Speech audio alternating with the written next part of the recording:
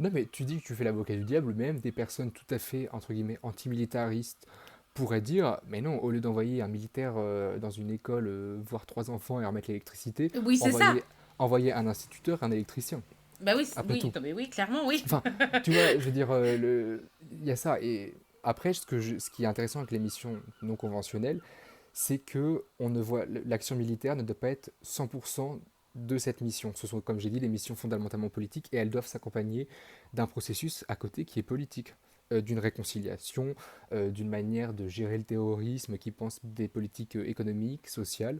Donc l'alternative déjà à une sécurité militarisée, ce serait de, ce serait de ne pas penser à une sécurité 100% militarisée, où l'action militaire, elle existe conjointement à plein d'autres actions qui font qu'à terme, on va aller vers une résolution de conflit ou une résolution de crise ou un calme, une stabilisation, etc.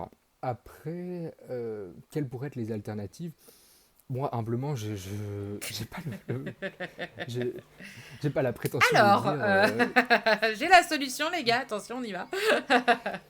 mais ce serait aussi peut-être de conscientiser un peu plus ce qu'on accepte, comme je le disais au début, en tant que société vis-à-vis du fait militaire. Et du coup de réclamer la part politique de ces opérations tout à fait hybrides, mixtes, non conventionnelles, militaires mais aussi politiques.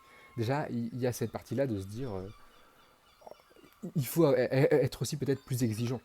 Mais si on donne aussi un framework plus complet, avec plus de finesse, plus de granularité et qui est plus englobant, qui explique vraiment dans quoi s'aligne l'action militaire et la sécurité militarisée, rien que ça pour les militaires, après tout, ça pourrait peut-être aussi les aider.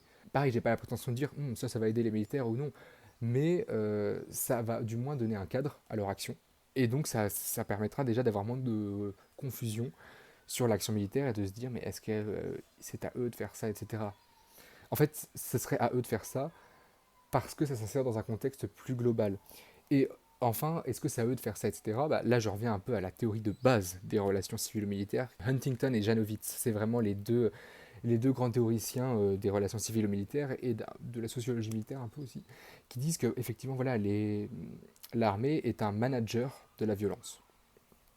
Bon, bah en fait, si on leur demande d'être un manager de la violence, ça ne veut pas dire qu'ils doivent être parce que du coup, par contrat social, on leur a légué, nous en tant que société, je dis on leur a légué le monopole de la force, comme j'ai dit au début, ça ne veut pas dire usage de la force, usage de la violence. Si celui qui le manage bien, peut-être que c'est celui qui ne l'utilise pas, mais qui a le contrôle, qui a les armes, parce que ça évite que dans la société, il y ait des armes qui circulent. C'est ça. Après, les alternatives, c'est des discussions collectives.